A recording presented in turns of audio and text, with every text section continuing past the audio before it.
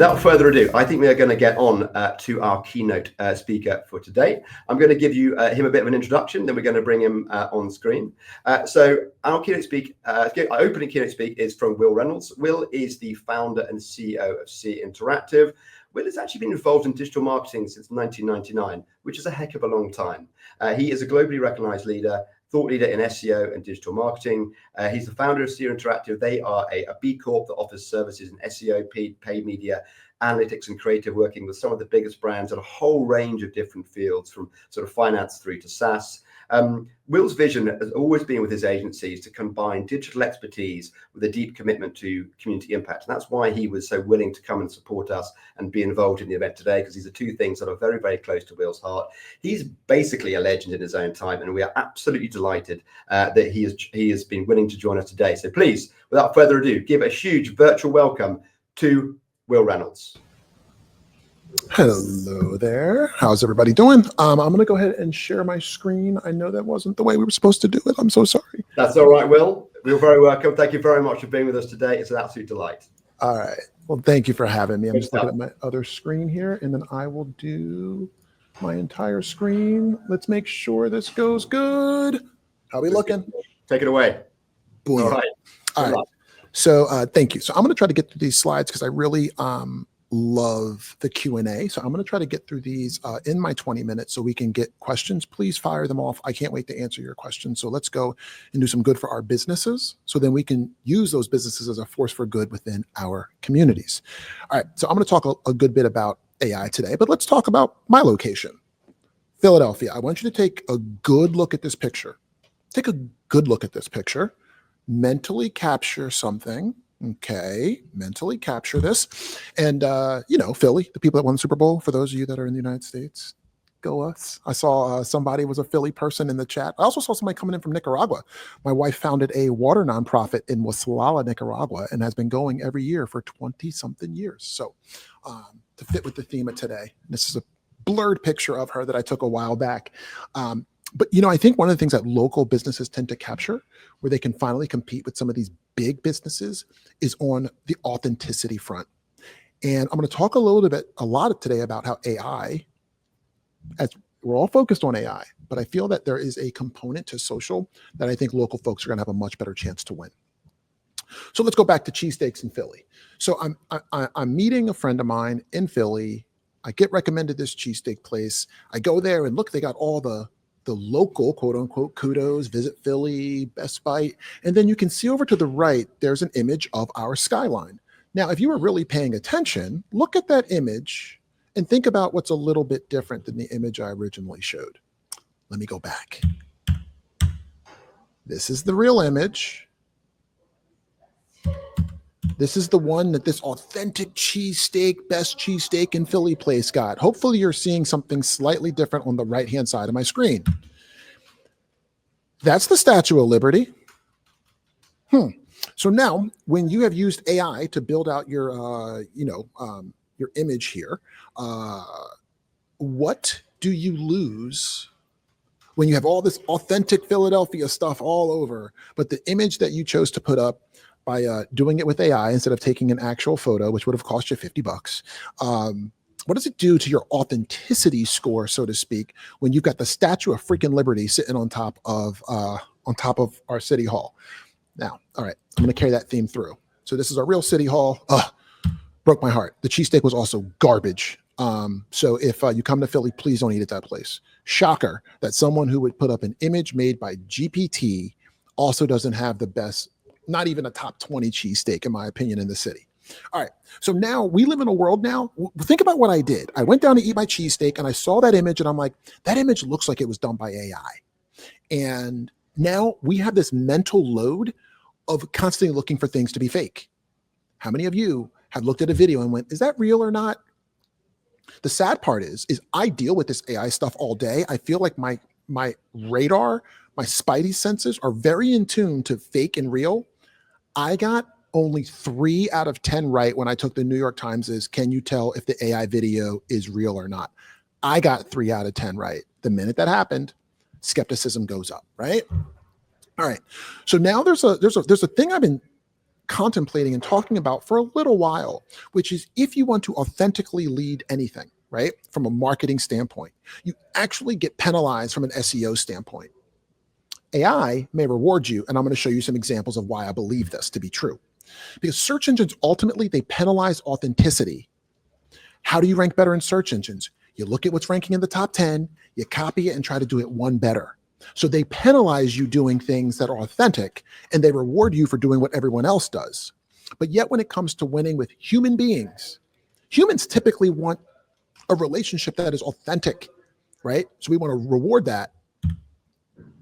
But when you look at Google and you type in a phrase like ethical jeans, okay, that's something that matters to me. I type in ethical jeans. Now, to rank for ethical jeans, if you're a big brand, you can do a bunch of internal linking, blocks of text, and that is exactly what Banana Republic did to rank in the top 10 for the word ethical jeans. Now, I bet you, as a human, when I said to you, ethical jeans is the query I'm searching for, I bet you there's not one of the people on this call that thought, Banana Republic is the company that I thought of. You might not have thought of any companies, but you surely didn't think of Banana Republic. So how did they get visibility on the first page of Google for a keyword that none of the humans think is a good answer for them? And this is the answer. Sad. Sad, y'all. Sad.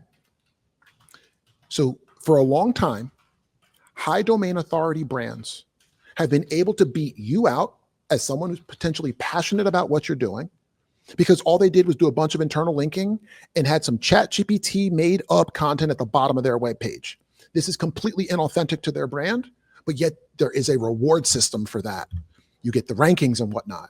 The other way to rank for ethical jeans, you would think, would be to be fucking ethical in how you build out and how you manufacture your jeans. And there's a company called Nudie Jeans. When you go into their local shops, they have a spot for you to repair your jeans for free. They will fix your jeans for free. Does that sound ethical to you?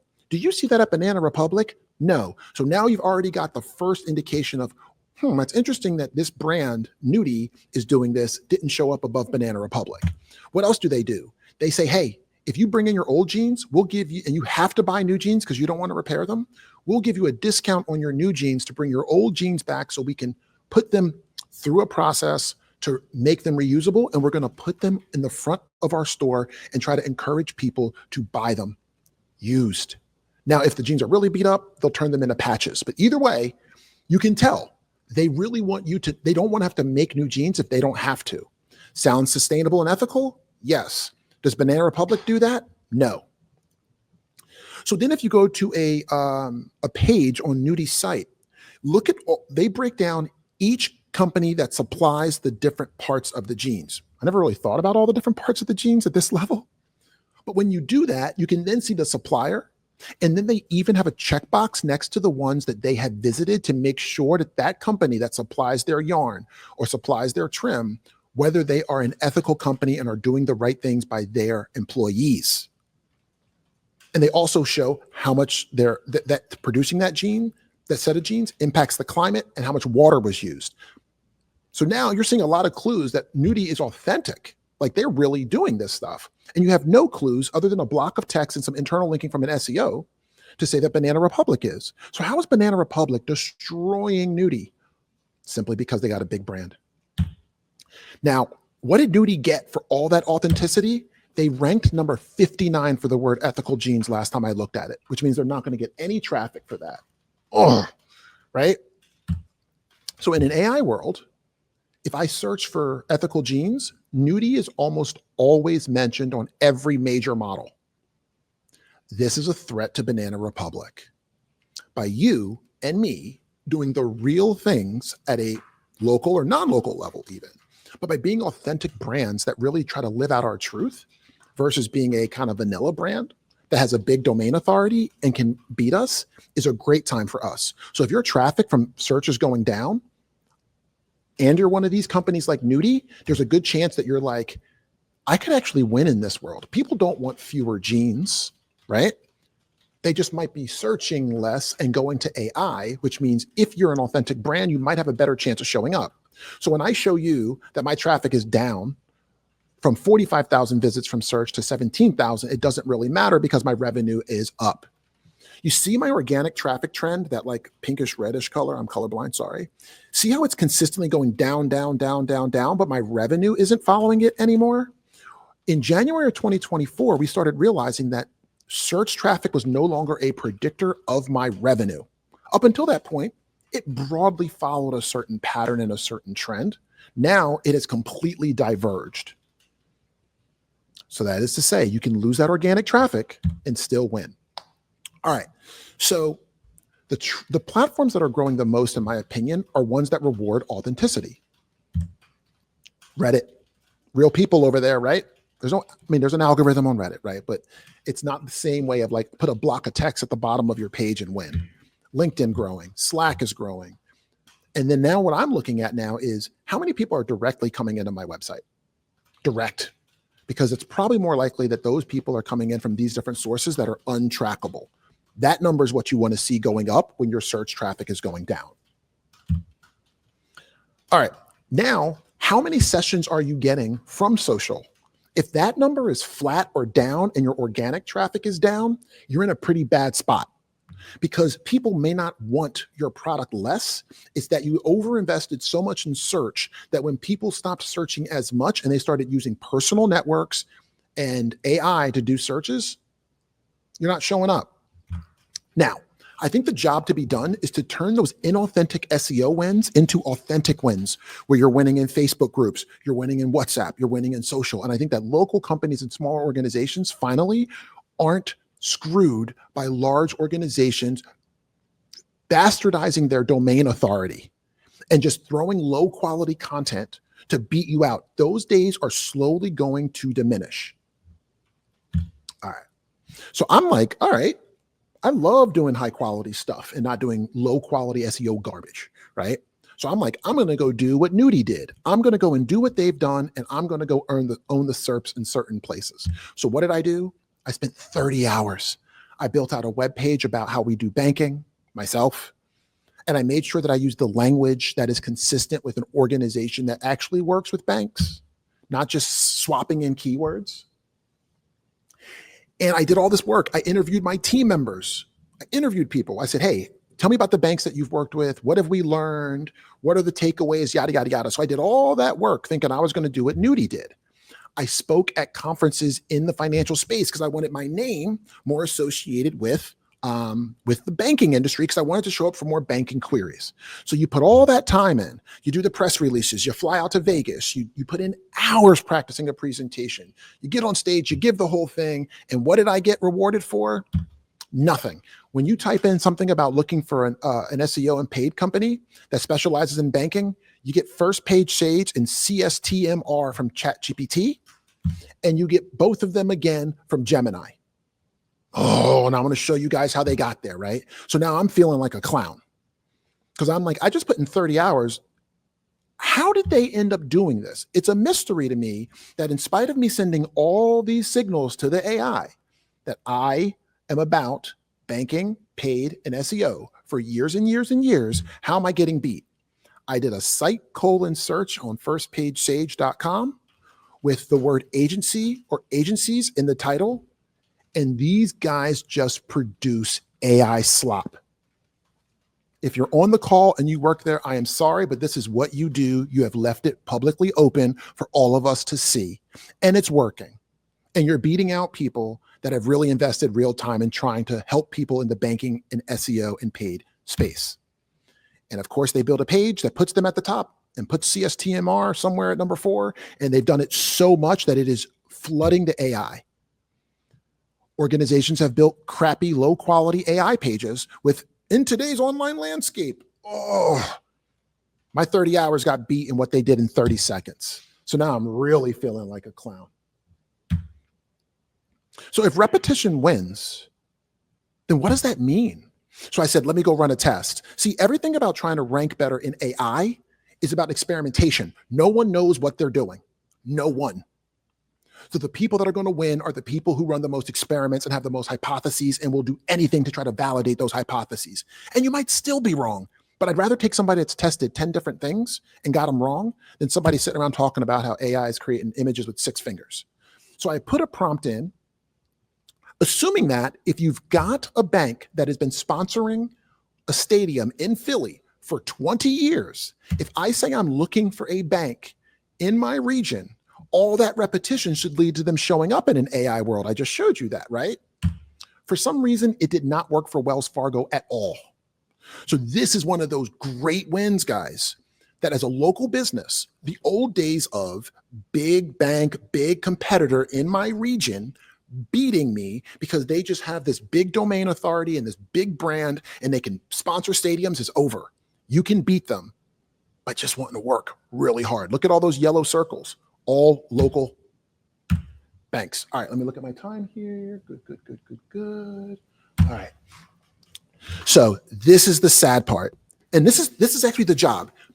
For any of the people here that remember my real company shit presentation back in 2012, 13 years ago, what I tried to tell our industry was if this stuff is working, you just have to invest in both sides. Like you don't want to ignore all this because you got numbers to hit and I can respect that. But you also don't want to be surprised someday when all that traffic goes away because of a penalty. So I started looking at the AI results for my business and I said, they keep mentioning that we're remote first, Philly. But like, that's not why people pick us. So I changed the footer to talk about the number of clients that we have and our retention rate. That's the old footer. This is the new footer. Within 36 hours, we were showing up in ChatGPT. So what does that mean? What does that mean, guys? I'm showing you the actual tests. Notice how I'm not, I'm trying to show you all because this stuff is so full of people telling you what to do that aren't giving you the whole story. So I'm showing you all the high quality stuff that I did and how none of that worked in the current world that I'm in. But then I'm showing you how I changed a footer and got in ChatGPT's answers in 36 hours. And I'm going to tell you what's going to be really important is start looking at your URLs on your website that get the highest amount of traffic from AI, because those might be the ones that you want to make sure you're constantly updating to be most reflective of what your business wants to be versus what the answers are coming up in ChatGPT today. So my big thing that I like to do, and I'm just looking at time again. Okay, good. Yep. Good. I don't see anybody telling me I'm done yet. All right. So what you want to do with your URLs is start to understand where am I getting AI traffic, because those are the ones that are used in citations the most. So therefore, I would want to make sure that I look at a prompt like my prompt is tell me about Seer Interactive. And then I go, well, if these ones are being referenced the most, then how old are they? And maybe I should update them. Okay. The other thing that I like to do is look at my competitors and whatnot and think of like how many of them, what percentage of their citations in these LLMs are using owned content. It's their own content. And as you can see, different competitors have different levels. What I will tell you that I like about me being at the 50% space is that means that I have more control over what shows up in the LLM about my brand, because when they look at all the citations, I am the highest cited brand. And I don't really care about competitors this way. I just had my team pick a random group of three or four competitors. But this report, which we get out of a tool called Peak AI, is really helpful because it helps you to understand how much can you control your own destiny. Does that, I usually like feedback in real time. So I was like, does that make sense? And you guys are like, we can't talk to you yet. Show the footer again.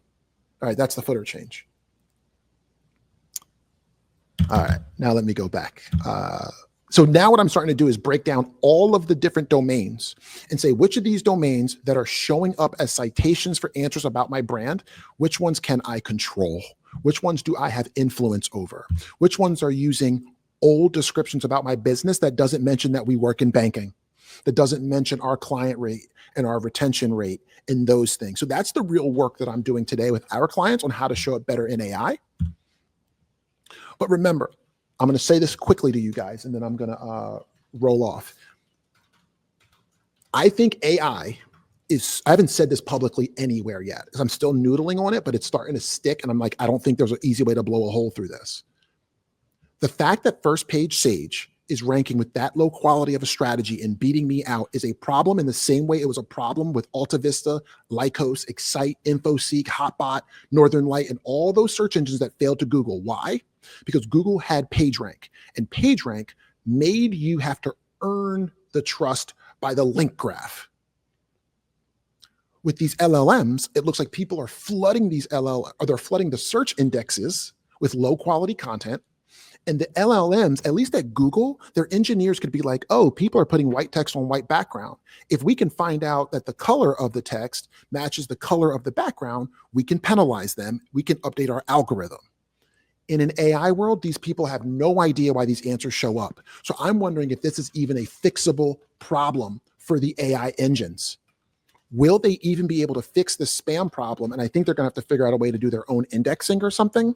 Because right now, if you showed this to someone at a AI company, they'd be like, that's not the way we wanted it to work. So where I'm making investments in my own business is a hedge that AI search has the potential to go to not be the thing we thought it was going to be if they can't solve the spam problem. Because ultimately, with all those social areas growing, Facebook groups, WhatsApp, et cetera, you got to know what content have I built that Google loved, but humans hate. And I want all of you to start. We have a template. I can try to share it on LinkedIn or something. Let me take a look here. Good. All right. So what we have is we have a template on our website where you can click and it automatically will connect to your GA, and then you can make this looker template. It is so important, my friends, for you to start to look at where do I have a lot of organic search traffic, and then how much organic social or generative AI traffic do I have? The reason why social is such an important component here is because if you're able to get a lot of traffic, a lot, quote unquote, from social, you know you won over hearts and minds. Let me repeat that. When you get traffic from social, in my opinion, nothing that you juiced or nothing like that, you've won over people's hearts and minds. Whereas when you get traffic from search, you can fake that. When you get traffic from AI, you can fake that. I just showed you people getting traffic from AI, faking it. It's a lot harder to get that traffic from social. This is also why my organic social traffic for the year is like 20,000 visits, but it's given me more newsletter signups than my 210,000 visits from organic search. Social converts better. So I want you to start to think a lot about like, hey, if the human signals are starting to win more and more, then like what posts do I have that get a lot of social and direct traffic? And what posts do I have that get low or high organic traffic? And then how do I develop a strategy for each one of these quadrants? All right. The last thing I'll leave you all with is just think about personalization as a local business. I got dreadlocks, and I've been swimming now, so I'm trying to find out about how to manage chlorine in my dreadlocks. And I asked ChatGPT at the time. I said, "Hey, is this a Black-owned brand?" Right? And it said yes, but it had already listed me 10 brands, and only one of them was Black-owned. So then I said, as a test, I want to support Black-owned businesses. I just put that into my instructions as a test to see what would happen, and sure enough. The next time I asked the same question, I got 3 times the amount of Black-owned brands. I think a lot of people like to do work with local organizations. Myself, I like to, but so often Google just shows me Amazon. Google has no way for me to pull Amazon out. Custom instructions in ChatGPT does, for me to never see it again. So the things I want to leave you all with as I wrap up here is evaluate your common elements of your website. I'm not going to say I do not want people building out crap long footers like we saw at Banana Republic, but instead find real things about your brand, see where you're repeating things over and over again, and see whether or not those things line up. Check your citations. Do you own a large percentage of your citations? If so, you're in a good position to exert more force on what shows up around your branded search in AI engines. And then what you really want to do is if you're going to alter your footer, I think you also want to go out to the world and make sure that documents and other things that get in the training data over the long term also corroborate that. Because if the AI engines ever go, we're going to start to ignore footers. We're going to start to ignore these listicles and this low quality stuff. You want the high quality stuff in the training data that says, no, maybe that is actually right for them. And I think that you'll be able to fly right through. So if footers are the way to win in AI, we're all fucked, right, guys? I mean, that can't be the way to win in AI long term. But you better also start to think a lot more about how do you win for humans, because it's a much more resilient place to win. The human data is gold. And the question I want all of you to think of as a local business or people that work with local businesses, how do you earn so much trust that someday you could ask your customer, would you put me in your custom instructions? Think about this presentation. Do you want to hear more of what I've had to say or less? You can go to your custom instructions if you trust somebody enough and say, hey, when I'm asking questions about LLMs and AI and search and the future of search, I want you to include people like Lily Ray, Wil Reynolds, Glenn Gabe, etc. That's where I ultimately want to be, because now I'm showing up on social. I'm using my wins on social to also get into your instructions to show you more of the content that I'm writing and winning. So ultimately, my friends, the choice is yours. There's a lot of different ways to win in this new future. The question is are we going to go back to what SEO was founded on, which was low quality, sometimes spammy stuff, or are we going to go try to win for humans?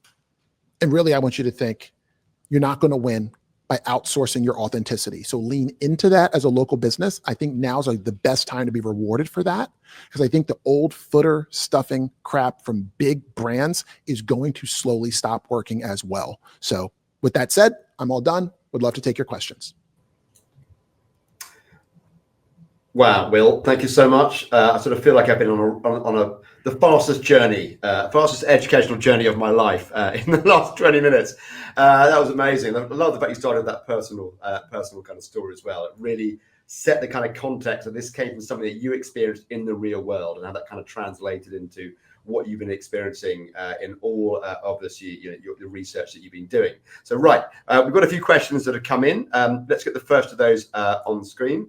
This is from Penny. How do you go about checking on LLM citations? All right, so there's a couple ways to do this. You can do it manually, like typing things in, right? But it's going to cost you time.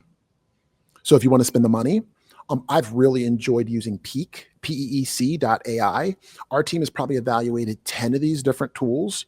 And when it comes to cost and flexibility, Peek has just been great for us so far. So that's the tool that we're using to check what citations are showing up the most over time for a series of prompts.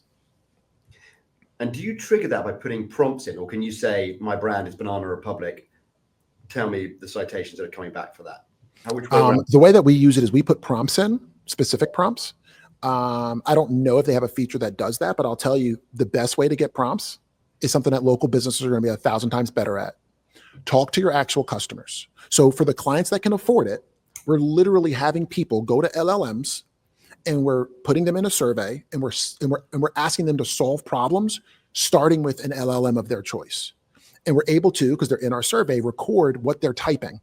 So now we don't have a bunch of SEOs being like, I think the things that people would search for are like this. I'm like, no, how do I take real interviews, real experience with real freaking customers, which local businesses are so much better at, and then communicate that over here? So now my prompts might be different than what I think people search, because we all have our own way of searching.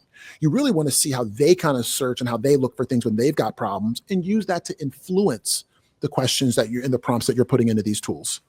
Okay, so first step, get some authentic real-world prompts through kind of genuine customer sources, and then use something like Peek.ai. Yeah, brilliant. Yep. Okay, thanks, Penny. Next question from John. So you're saying that websites with more quantitative data, such as your footer example, appear in AI results more than sites with qualitative data only. All right, let me try to clear this one up. What I'm saying is I don't know. Like, get used to more people that are talking about AI and search saying, I don't know. Be very careful of the people that have an answer for every freaking question that you ask, because we don't know, right? This was a test that I ran a week and a half ago and was like, oh, that worked. So I don't have enough data to say it. Now let's play this out though. So what I believe, my next hypothesis is, let's see, more than qualitative. I think these things fall for repetition, John. So remember, this is great because I get to connect all the dots in my head to give you this answer, and I'm gonna let you hear all of it, because I think you learn so much more, not when somebody gives you an answer, it's when somebody shows you all the dots they connect on how they think, and you're like, oh shit. So we saw First Page Sage flood the internet with a bunch of low quality pages that have the same brands on them over and over again. That's a fact. We see them beating me out for those types of queries. That's also a fact across all the major models. So now what that makes me think is repetition wins. So me building one high quality page, interviews, and understanding the industry really well and all of that is good. It's still good for the long term. But if you're trying to figure out how to rank in AI search engines in the short term, you might want to look at the most common and repeated elements on your existing site and say, do the things that I'm telling on page after page after page align with what I do and what I'm all about? And sometimes you might say, oh, we got a new service, but we haven't put it in the drop-down navigation items yet. You might want to think about that because it's on every page over and over again. What's in my footer? Over and over again. Those kinds of things. Like, do I now put in my job roles or my specializations over and over again on my like team pages, right? So now you start to look at where am I scaling content just by the nature of my website? And am I being intentional about the parts that I'm putting in with AI there? John, that is a great question, man. If you want to hit me up on LinkedIn or you have deeper questions, just hit me up. I'll record you a Loom and answer it back. Really good question. And thank you for asking it because it gives me the opportunity to let everybody in my head on like, what are all the dots that Will connects when he answers this question? And I think that's good for everybody to see. Reputation wins. Got it. Brilliant. Well, thank you. Okay, next question. From Nikki. Other than GA4, do you have ways to report the traffic you've earned from AI to customers? From AI to customers.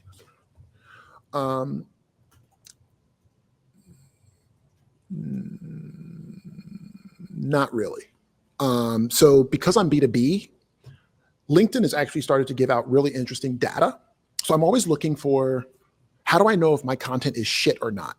It's always in my mind every time I write something. So LinkedIn is now giving you data like how many people looked at your profile after reading this post. That's now in LinkedIn as of like a month or two ago.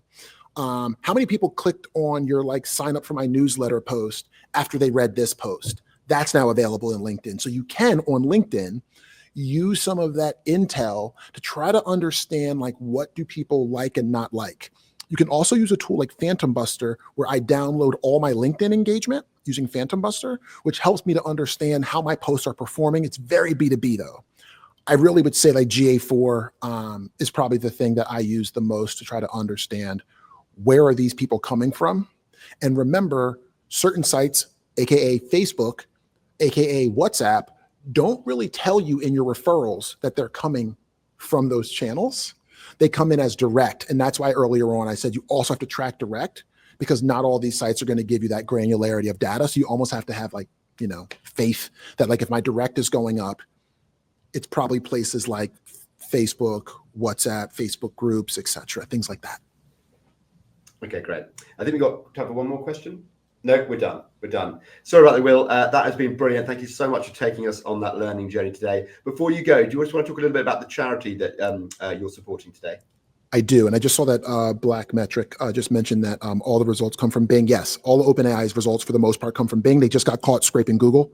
So it was like 3 days ago, 3 or 4 days ago. So anyway, the charity that I am working with is one that's been near and dear to my heart. I will be actually sleeping outside to raise money for the Covenant House for the 14th year. I think I've raised about 320 grand or so over the last 14 years. And it's to help youth who don't have a stable place to live. You know, I think a lot of us, when we reflect on what life was like for us at 18, 19, and 20, for many of us, that was the time of my life. You know, I was in college and I was, you know, having fun and being a knucklehead, right? But I always had a place to stay. I always had parents who cared about me and family members who looked out for me and great friends.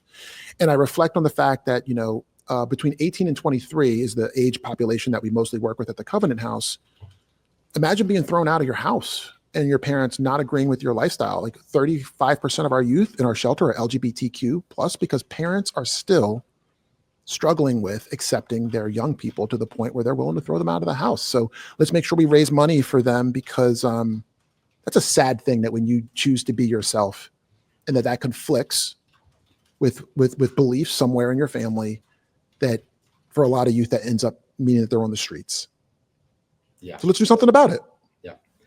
Incredibly hard times for so many people. It is a great cause to support. Amazing you've raised so much money. Thanks again for coming on today, for sharing your wisdom, your experience, and your latest insights. I look forward to hearing many, many more from you. I will follow you very closely. So thanks for having me. Thank you very much. Have a wonderful rest of your day.